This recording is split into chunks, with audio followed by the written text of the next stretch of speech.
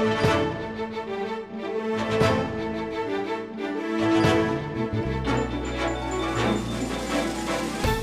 and welcome to MalMakes. Today we're painting the Hyrule Castle Stage from Super Smash Bros. 64. This is the full version. If you're interested in the time-lapse, you can click on the card here. Otherwise, let's get started. I've done a very rough sketch here in my sketchbook, and my plan for this is to do the entire background first and then focus on the castle. Now with the background, I'm going to be adding a lot of white to all of my colors to make them lighter, and also I'm going to keep it kind of blurry, very painterly, loose, not having some super well-defined edges. Things are just going to kind of very carefully transition between all of the different colors, but I still have to start with things that are super far away, like the sky and the clouds and then the faraway mountains, and then working my way closer to these trees here.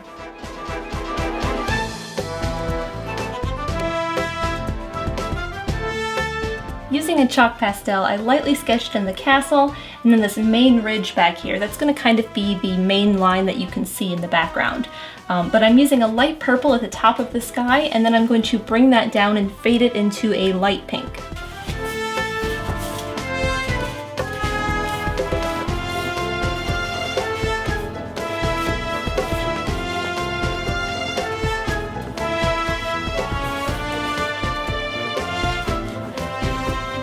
As I'm putting in these clouds, I'm just grabbing a little bit of titanium white and just kind of doing circles and filling in a cloud shape, trying to blend it just a little bit into the purple.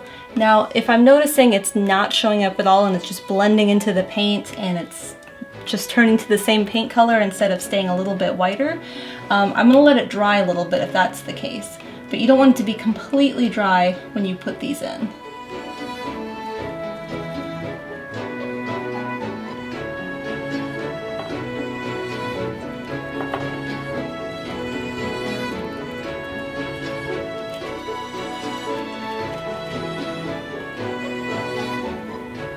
I'm starting to bring in these faraway mountains, and I'm still using some of these same colors that I have in the sky, so this is kind of a color that's here on the sky gradient. And I'm just filling in these faraway mountains first, making sure I cover this chalk line because it's kind of darker, and then I'm fading it down to a lighter version by adding some titanium white.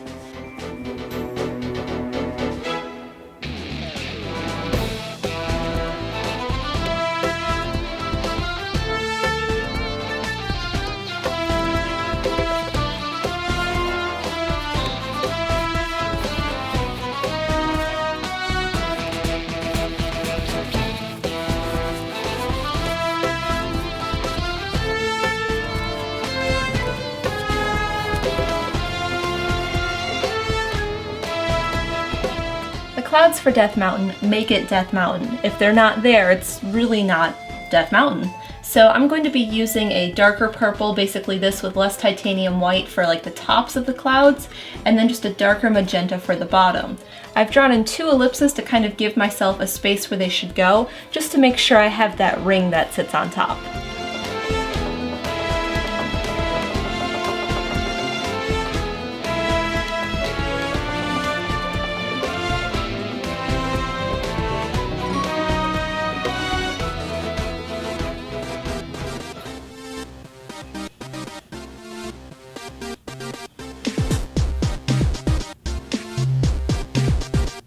I blocked in the paths using titanium white and burnt umber, using more titanium white towards the center of each path. Next I want to block in all of the grass, and I'm going to do all of it and kind of ignore where I want the trees to go, just because I want to give it a good base of this first. And I've mixed up kind of a light yellow green, and then I toned it down with a little bit of the complement, which is red violet, just so it wasn't so bright spring green. I wanted it to be a little bit more olive. So I'm going to fill in all of the areas where it's going to be grass and trees, doing kind of a soft transition on the path. And I'm not going to paint everything because I know the castle's going to be right here, but I don't know exactly where the castle's going to be, like this line, if it's going to be there. So I'm going to paint a little bit into the castle, but not all the way through the middle.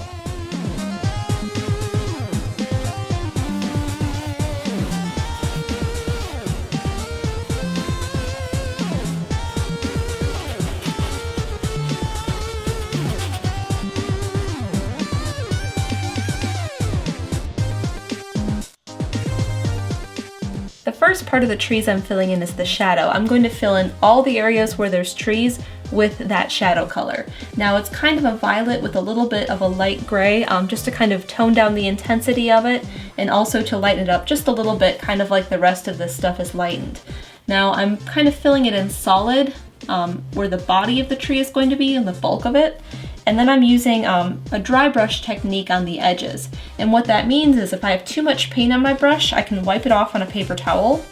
And I don't need to get everything off, so I don't need to clean it, but I want to have most of the paint off. And then on the edge, I can just brush with this dry brush to make it a softer edge. And I'm just going to do that all the way around the edges where the trees are, and then just grab a little bit more paint to fill the middle part in solid.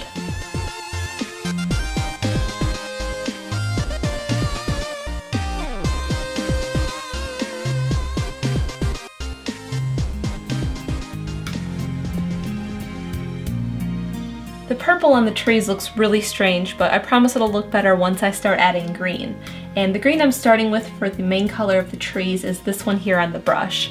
And I made it with cyan and yellow, and then I used a little bit of magenta to make it less saturated. And then I just lightened it up with a little bit of titanium white.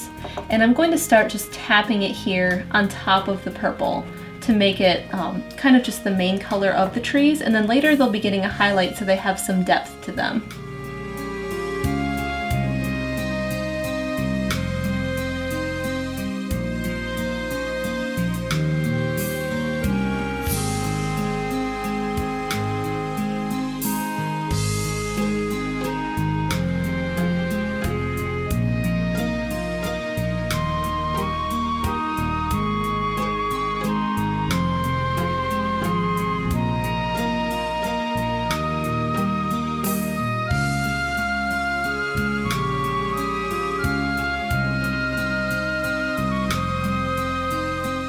With the background done, I can start to work on the castle, and I'm going to use a chalk pastel to sketch in the castle first, and then I'll use a ruler and make sure all of my lines are straight and square to the canvas and still keep it in chalk pastel. Then I'm going to go over all of those lines with a liquid paint marker just to kind of cement them here on the canvas so my hand doesn't accidentally brush them and erase them away. After that, I can start to block in with solid base colors.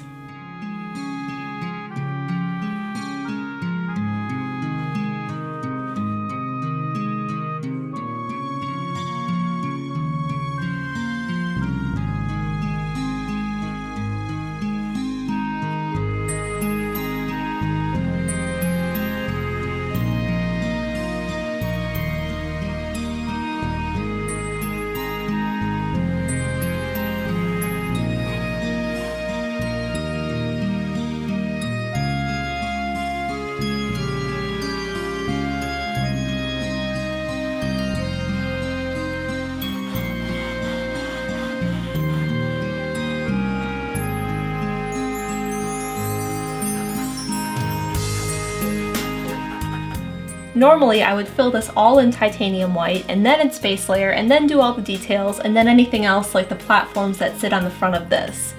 But if I did that, I would lose some of these lines that I have here because everything would be filled in white. So what I'm going to do is work in pieces. And I'm starting with the tops of the 3 platforms, so like this one here, and then this one over here. I'm going to fill them all in white first, which I've already done, and then I'm going to fill them in with a base layer of light gray. And then after that's dry, I can start to add the details. And with the details done, I can move on to something else that's not done yet. So like once this part is all done, I'll be able to tell the line here versus what's here. So then I could do this part. So I'm going to kind of skip and jump around and just start filling things in.